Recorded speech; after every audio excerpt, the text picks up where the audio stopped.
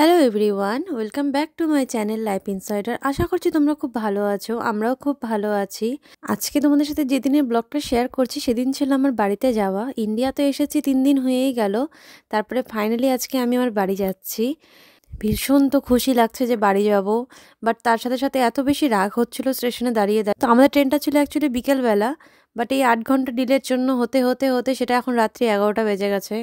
ভালো তো একটুকুও লাগছে না, স্টেশনে এসে দাঁড়িয়ে আছি, ট্রেন কখন আসবে কখন আসবে, ট্রেনের অপেক্ষা, তারপরে উঠবো আবার একটা সময় পর দেন বাড়ি পৌঁছাবো। মানে আর ইচ্ছাই করছে না যে আর জার্নি করি, মনে হচ্ছে হুট করে যদি বাড়িতে পৌঁছে যেতাম।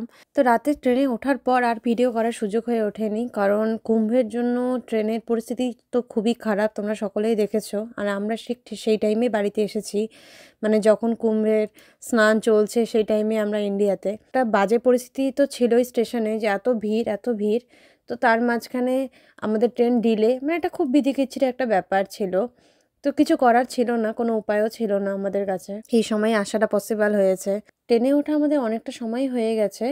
তো এখন আমরা রাস্তাতেই রয়েছি, এখনও বাড়ি অনেকটাই দূর। তো সকালে আমরা ব্রেকফাস্ট ক্যারি করেছিলাম, টুকটাক খাওয়ার, শুকনো খাওয়ার, তো আমরা ওটা খেয়ে নিয়েছি। বাট ট্রেন এত বেশি আরও ডিলে হয়ে গেছিলো ট্রেনে থাকতে থাকতে, তো আমাদের দুপুরের লাঞ্চ তো আমরা নিইনি, তো আমরা ট্রেনের প্যান্ট্রিতে খাওয়ার অর্ডার দিয়ে দিয়েছিলাম। তো খাওয়ার চলেও এসেছে। খাবারে দিয়েছিল ভাত, ডাল, সবজি, একটা আচার, আর এখানে ছিল পরোটা। তো খাবার ঠিকঠাকই ছিল, বলবো না যে খুব ভালো ছিল, গরম গরম সার্ভ করেছিল, যার জন্য একটা শান্তি যে অ্যাটলিস্ট খাবারটা ঠিক ছিল ট্রেনে, যার জন্য আর কোনো আমাদের অসুবিধা হয়নি। তো দুজনে আমরা ঠিকমতো লাঞ্চ টাঞ্চ করে নিয়েছিলাম, নিয়ে একটু রেস্ট করছিলাম, কারণ বসে থাকা ছাড়া তো আর কোনো কাজ নেই আমাদের, আমাদের হাতে কিছুই নেই, শুধু এখন বসে থাকা আর সময় গোনা কখন পৌঁছাবো। তো যাওয়ার পথে রাস্তায় এত সুন্দর সুন্দর সিনারি এসছিল, পাহাড়, নদী, মানে এই দৃশ্যগুলো দেখলে একটু হলেও মনটা ভালো হয়েই যায়। কিন্তু যেটার জন্য আসা, মানে সেটা হচ্ছে না, এইসব জিনিসও তখন আর ভালো লাগে না, মানে এরকম একটা ব্যাপার হয়ে গেছে। তো তাই হোক, অনেকটা সময় পর দেখতে দেখতে আমরা গঙ্গা নদীর ওপর দিয়ে এখন যাচ্ছি, মানে ফারাক্কা ব্যারেজ, যেটা তোমরা দেখতেই পাচ্ছ। এটাতে ঢোকা মানে একটু শান্তি। হ্যাঁ, এবার বাড়ি থেকে একদমই কাছে, অনেকটাই কাছে চলে এসেছি। তো এই ভেবে ভেবে ফারাক্কা ব্যারেজটা দেখছি আর ভাবছি আর কিছুক্ষণ দেন বাড়িতে পৌঁছে যাব।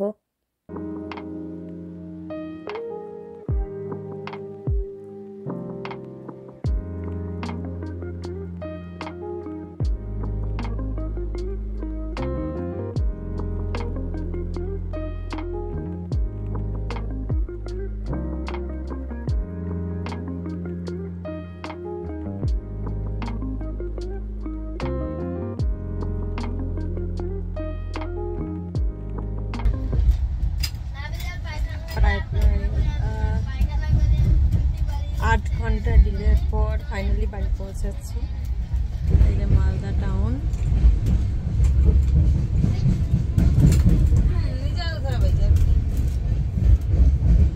অলমোস্ট 8 ঘন্টা ডিলে, লম্বা ওয়েট, তারপরে ফাইনালি পৌঁছাচ্ছি বাড়িতে। ফাইনালি গঙ্গারামপুর পৌঁছে গেছি, এবার যাবো বাড়ি। গঙ্গারামপুর স্টেশন। হ্যাঁ, এই করতে করতে বাড়ির রাস্তাতে ট্রেনে পৌঁছেও গেলাম, টোটোতে উঠেও গেছি। আমি বাবাকে ফোন করে না করে দিয়েছিলাম, যেহেতু গঙ্গারামপুরে ভালোই ঠান্ডা ছিল। তো বাবাকে বললাম, কি আসবে, ব্যাগ তো যাবে না গাড়িতে, স্কুটিতে। তো বাবাকে বললাম, তোমাকে আসতে হবে না, আমরাও চলে আসবো। বাবা তো আসতেই চাইছিল বারবার, বললাম না না না, তোমাকে আসতে হবে না, আমরাই যাব। তো এখন টোটোতে আছি, ভীষণ মনটা এক্সাইটেড, মুখ দেখে বুঝতে পারছো কত খুশি। ফাইনালি বাড়ি আসছি। আর দেখো একবার বাড়ির সামনে আমার দৌড়টা, কি দৌড় তো দিয়েছি আমি বাড়িতে ঢোকার জন্য, কারণ আমার জন্য একজন ওয়েট করছে, তো দেখবে কে।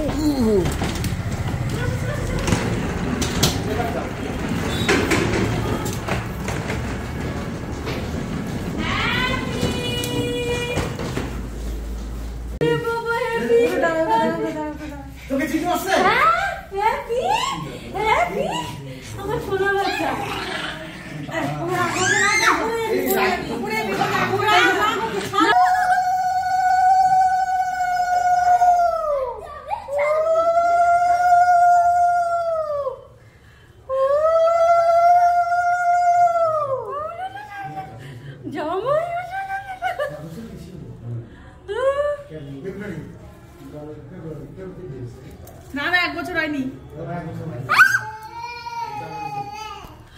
আমি চিনতে পারছি আমি নিচে আসার জন্য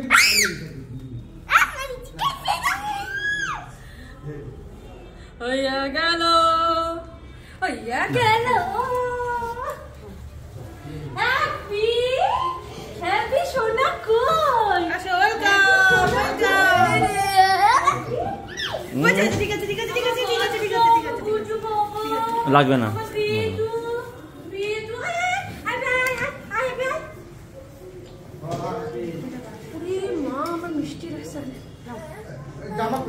এই জামাই মিষ্টি খাও মিষ্টি ঠান্ডা আমি খাবো না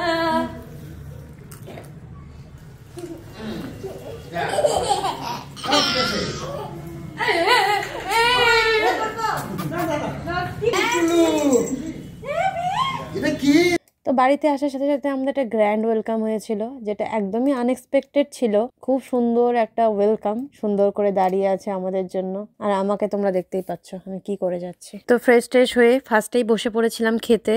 ভীষণ খিদে পেয়েছিল, সেই দুপুরে খেয়েছিলাম ট্রেনে, আর খাওয়া দাওয়া হয়নি। তো এখানে বাবা ইলিশ মাছ, আলু পেঁয়াজ কলি ভাজা, খাসির মাংস, পুরো এলাহি ব্যাপার রেডি করে রেখেছিল। বাস আর বলতে জাস্ট বসে পড়েছি খেতে। তো খাওয়া দাওয়া সেরে কিছুক্ষণ পর আবার বেরিয়ে পড়েছিলাম রেডি হয়ে বিয়ে বাড়ি যাবো জন্য, কারণ আমার স্কুল ফ্রেন্ডের বিয়ে ছিল সেই দিনই। তো মানে মারা যাচ্ছে একটা বিয়ে বাড়িতে, আমি আর সায়ন যাচ্ছি আমার বান্ধবীর বিয়ে বাড়িতে। মানে টোটাল গ্রুপটা এখান থেকে আমরা আলাদা হয়ে গেছিলাম। সবাই বেরিয়েছি সাথে ঠিকই, কিন্তু সবাই আলাদা হয়ে গেছিলাম। আমার আর সায়ন্তের এটা ফার্স্ট টাইম ছিল বিয়ের পর বিয়ে অ্যাটেন্ড করো বিয়ে। আমরা বিয়ে করে নিজেরাই চলে গিয়েছিলাম, আর আসলাম এসেই ফার্স্টেই বিয়ে অ্যাটেন্ড করলাম, আমার বান্ধবীর বিয়ে। টোটো ধরে তাই বেরিয়ে পড়েছি দুজনে ওদের বিয়ে বাড়িতে যাওয়ার জন্য। এখন যাচ্ছি আমরা আমার ছোটবেলার ফ্রেন্ডের বিয়েতে। ট্রেন থেকে নেমেই সোজা বিয়ের বাড়ি। কেমন লাগছে বলো? ভালো। আমি গঙ্গারামপুরটা তোমাদের দেখাই, এত সুন্দর সাজিয়েছে আমার পিছনে, দেখতেই পাচ্ছ। ওদের ব্যাক করে দেখাই, খুবই সুন্দর সাজিয়েছে। বান্ধবীর বিয়েটা ঠিক একটু অন্য নিয়মে হয়েছিল, মানে আমি কোনোদিন দেখিনি এই নিয়মটা। ওর বিয়েটা একটু আলাদাভাবে হয়েছিল, কিন্তু ভীষণ সুন্দর লাগছিল ওদের দুজনকে। আমরা তিনজনই ছিলাম ছোটবেলার বন্ধু, স্কুল থেকে আমরা একসাথে। তো আজকে ওদের লাইফের একটা এত সুন্দর মোমেন্ট আমি সেখানে প্রেজেন্ট থাকতে পারলাম, সেটাতেও খুব ভালো লাগছিল যে ফাইনালি তাহলে একটা গ্রুপের আর একটা উইকেট ডাউন হলো। তো এটা ভেবে বেশ ভালো লাগছিল। ওদের জন্য তো অনেক অনেক শুভকামনা সবসময়ই থাকবে।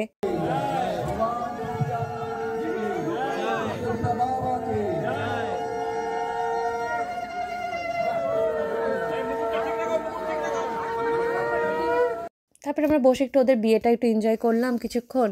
করার পর অনেক দেরিতেই আমরা খেতে বসেছি। বিয়ে বাড়ি আসবো আর বিয়ে বাড়ি খাবো না তা তো হয় না। তো জমিয়ে আমরা দুজনে মিলে বসে পড়েছি। নান, পনির, ভাত, মাছ, মাংস এলাই আয়োজন ছিল। তো সব কিছুই একদম পরিপুটি করে আমরা দুজনে আবারও খেয়ে নিয়েছি। খাওয়া দাওয়া শেষ করেই বাইরে এসে দেখি আর একজনের সাথে দেখা। এই হচ্ছে আমার আর একটা ছোট্টবেলার বন্ধু, মানে একদম নার্সারি ক্লাস থেকে আমরা একসাথে। তো তার একবার কীর্তিকলাপগুলো দেখো। ও সায়ন্তের কাছে আমাদের বিয়ের ওভারঅল লাইফের এক্সপিরিয়েন্স নিচ্ছে, যে আমাদের লাইফটা কেমন চললো। ওর ভাবটা একবার দেখো খালি। ইন্টারভিউ নিচ্ছে।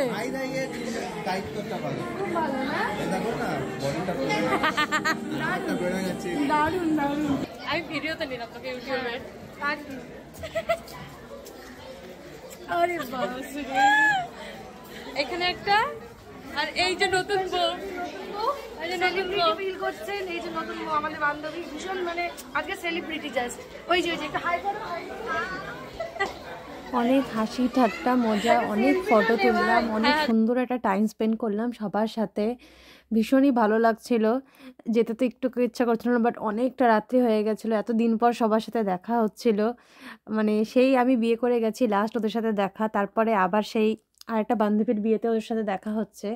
মানে ভীষণ মজা লাগছিল, ভীষণ আনন্দ লাগছিল, কিন্তু টায়ার্ড হয়ে গেছিলাম ভীষণই আমরা। আর রাত্রি অনেকটাই হয়ে গেছিলো, বাড়িতে ফিরতে হবে। তাই দুজনকে টাটা বাই বাই করে আমরা বাড়ির দিকে রওনা দিলাম। তো ফেরার পথে আমি তোমাদের একটু ডেকোরেশনটা দেখিয়ে দিই। ওর বিয়েতে ভীষণ সুন্দর ডেকোরেশন করেছিল, খুব সুন্দর ছোটখাটো জায়গার মধ্যে এত সুন্দরভাবে সাজিয়েছিল, ভালো লাগছিল দেখতে। আমরা দুজন তো বেশ আনন্দে আনন্দে বিয়ে টিয়ে খেয়ে মজা করতে করতে টায়ার্ড হয়ে বাড়ি ফিরছিলাম। সারাদিনের একটা বিশাল টায়ার্ডনেস ছিল, কিছুক্ষণের জন্য হলেও সবকিছু আমরা ভুলে গেছিলাম যে এত টায়ার্ড আমরা আছি। তারপরও মানে এই সময়টুকু এত এনজয় করলাম, করে দুজনে বাড়ির দিকে শেষে রওনা দিলাম।